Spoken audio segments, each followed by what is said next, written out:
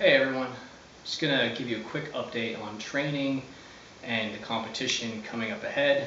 Well, there's not going to be a competition. I've decided to not do IPL Worlds. I don't think my training is at a stage where I can really push myself responsibly and perform where I want to. So there's that.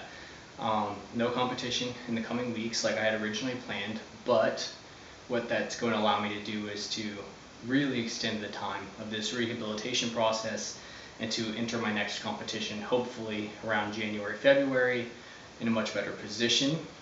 In the meantime, enjoy the training video.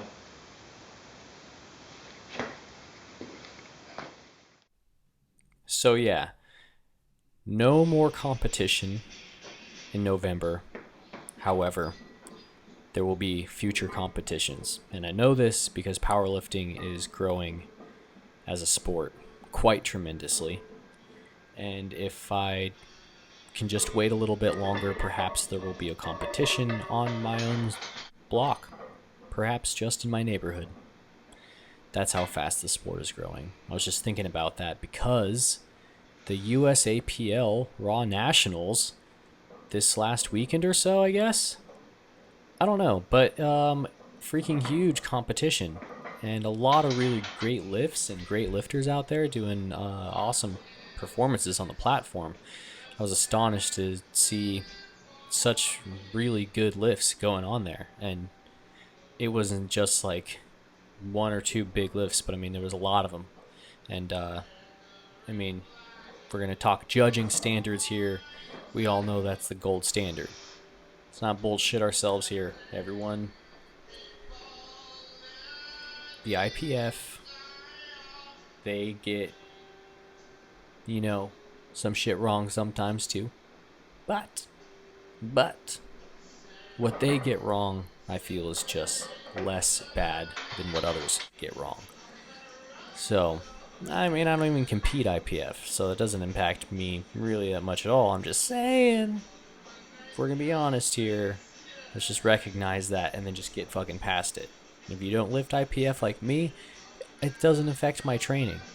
I squat the way I squat because that's just the way I squat. That's the way I can best perform that movement in the strongest way possible. I've tried cutting them higher. I've tried to go wider. I've tried all these different stances before.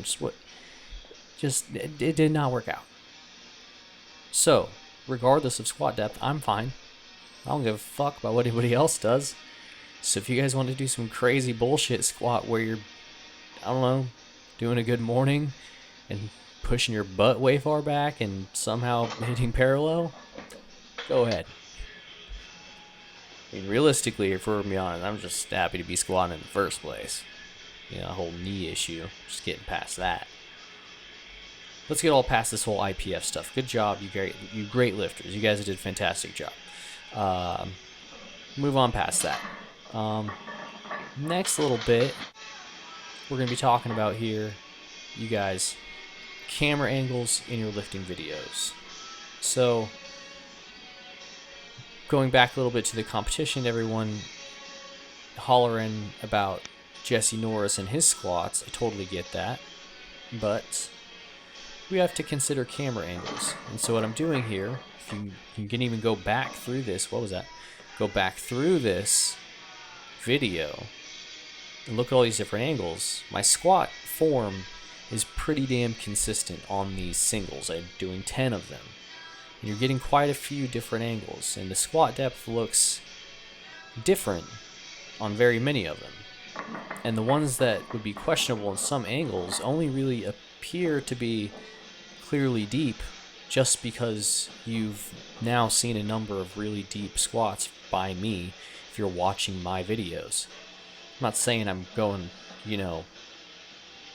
taint to tombstone or whatever you want to call, but guys, pretty deep squats there, and that one, you could still have a reasonable argument saying that it wasn't deep enough. So in your training videos, grab a number of different angles because it's going to allow you to, one, tailor your squat to your needs as a lifter, but then two, also give yourself some evidence and much needed honesty in your own training, because I think that's the number one issue I get from people who I'm considering having be clients or form checks or anything like that. People not being honest with their lifts. And if you have one angle that looks freaking awesome, well, that's going to be great for YouTube videos, but maybe not very great for long-term progress. So that's what I'm talking about here with these different accessory movements that you're seeing me do. I had a question asking me to show some more accessories, or rather a request more than a question from your technical. So here's some accessory movements that I'm doing on my squat days. So what I'm doing on my squat and deadlift days, which I'm trying to do 2 to 3 times per week, all very light because of various ailments. The movements are very light, usually body weight, so thus the Bulgarian split squats, and then these ab wheels here, higher repetitions, and I'm usually just cycling through like a big superset of them, especially in my home gym. I'll do like a set of max reps pull-ups, and then I'll do perhaps, the Bulgarian split squats, and then I'll do some of the ab wheel, and then maybe some curls, and then rest. So between each of those exercises, I'm not going boot camp style, ITing myself, dropping onto the floor into these ab wheels. I'm not doing that kind of madness. But I'm just transitioning into these movements relatively quickly and then resting in between however many that I'm doing. It's just for time consideration. All these movements are rehabilitative for me anyways, except for maybe the pull-ups.